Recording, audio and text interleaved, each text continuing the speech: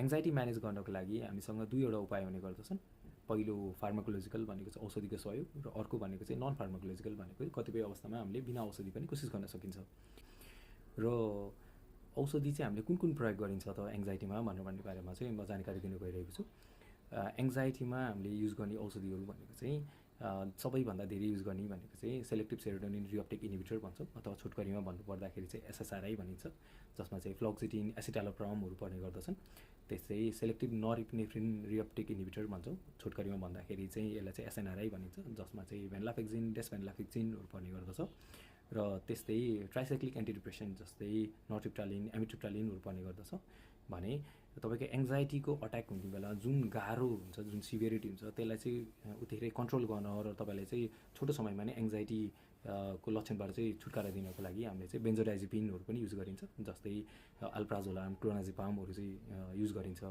त्यस्तै सपोर्टिभको लागि चाहिँ हामीले चाहिँ बिटा ब्लकर्स जस्तै प्रोपेनोलोल पनि युज गर्न सकिन्छ। यो त भयो हाम्रो औषधि भनेको फार्माकोलोजिकलवाला पार्टमा भयो।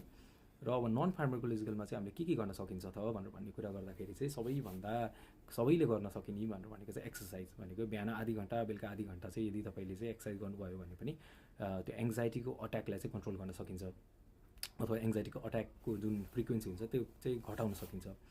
त्यस्तै हामीले सबैभन्दा धेरै भनिने र ओपिडीमा पनि हामीले चाहिँ भनिने भनेको चाहिँ एउटा हो डिप ब्रिदिङ टेक्निक्स, अथवा चाहिँ त्यसलाई चाहिँ बक्स ब्रिदिङ टेक्निक भनेर चाहिँ भनिन्छ, जसमा चाहिँ के गर्ने भन्दाखेरि लामो सास तान्ने, 4 सेकेन्डको लागि लामो सास तान्ने, त्यसपछि 4 सेकेन्ड होल्ड गर्ने त्यो सासलाई, र 4 सेकेन्ड लगाएर नै त्यसलाई चाहिँ स्लोली छोड्ने, है त।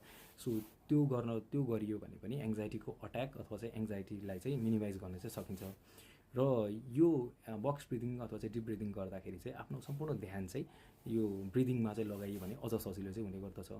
र यो डिप ब्रिदिङ टेक्निक्सहरू चाहिँ तपाईँले एङ्जाइटीको अट्याकको बेलामा मात्रै नभइकन पनि डे टु डे एक्टिभिटिज अथवा चाहिँ दिन प्रतिदिनमै पनि गर्न सकियो भने चाहिँ त्यो एङ्जाइटीको बेला चाहिँ अझ धेरै सजिलै गर्न सकिन्छ।